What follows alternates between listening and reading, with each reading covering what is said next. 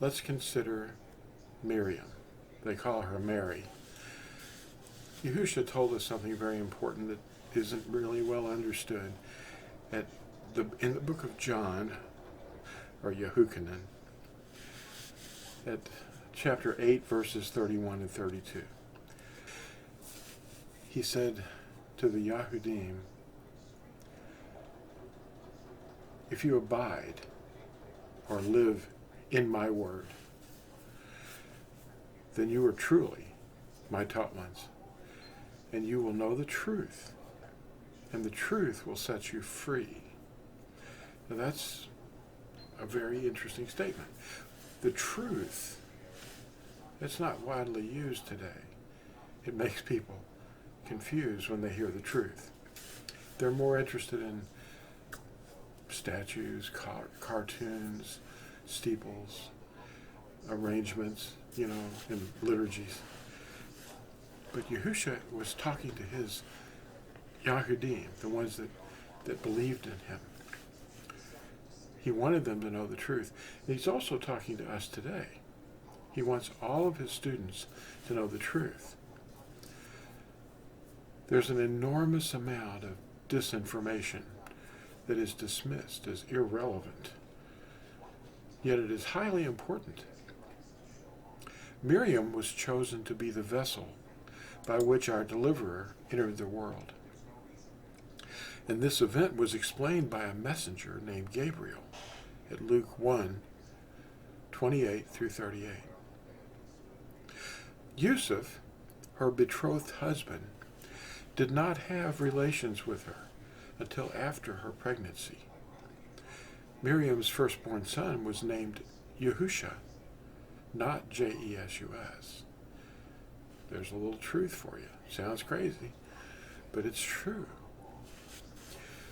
She had many other children by her husband Yusef. Many people may be interested in how teachers have twisted the identity of the real Miryam. Perhaps 1 billion people alive today believe a dogma or a teaching that she ascended into heaven. Miryam is sleeping in her grave, awaiting the day of the redemption of her body, like the rest of those that have died. And no one has ascended into the Shamayim, but the one who descended. And that would be quoted from John, or Yehukanan, chapter 3, verse 13. Those are the words of Yahusha. No one has ascended. And in Acts, in the first 2 or 3 chapters, we read about the tomb of David, or David, who's still with us today. He's entombed. Miryam admitted to being a sinner herself who needed a deliverer. That's quoted at Luke 1, verse 47. In other words, she was a sinner, just like everyone. The real Miryam would be shocked if she knew what false teachers have done with her reputed abilities.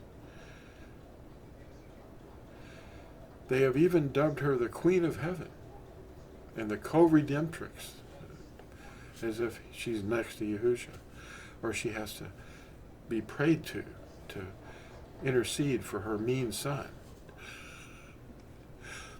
All mankind has fallen short. Romans 3, verse 23 says so, including Miryam. And she needs a redeemer. She needs Yahusha. We fall into sin and become personally guilty. We don't inherit it. The concept of original sin, as if we inherit sin from our parents and it's handed down to the children, that's not true. Scripture proves this, that the children are not to be punished for the sins of their fathers or any of their parents. That's kind of a Hindu thing, They pray to their dead, deceased relatives. As a child, I was trained to sin. I was taught to pray to dead people. And she was one of the main ones. like a Hindu, I lit many candles in front of images. They gave us candle lighters, they gave us matches and other candles and little coin boxes, and there was all this Hindu stuff going on constantly. But no one ever thought it would be found out. Your sin will be found out. Miryam is not able to hear prayers. She doesn't even speak her language, and she's nowhere close to you. She's not omnipresent. That's what happened to me when I was a little boy. We prayed to this little statue in the middle of the corner, and I could hear the echo of another classroom praying in another room, praying to a similar statue. And I realized, wait a minute, they're doing this all over the world. She's not omnipresent. She can't hear a thing you're saying in any language. Talk to her in Italian or Spanish and English, Korean. It isn't helping. You can't even speak to her in Hebrew. She can't hear you. She's dead. She's waiting the resurrection just like the rest of the dead people. Necromancy is what that is called, praying to the dead. And it's rebellion, or witchcraft. And the beads that were given to the children at Fatima in 1917 originated in Buddhism.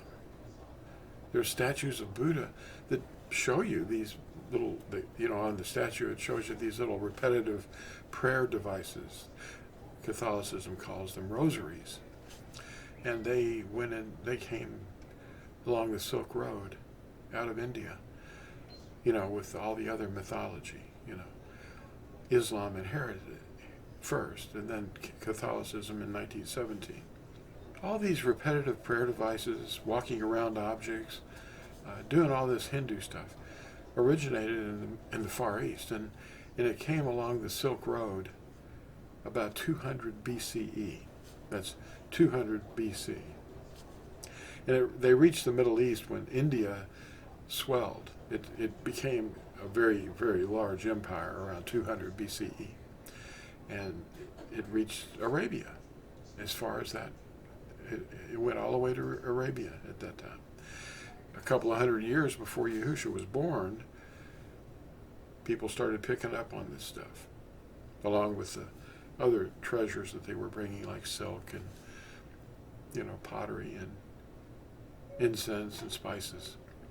The Scripture of Truth warns all inhabitants of the earth to turn and be restored to favor by obeying the Word, thus proving that they believe the Word.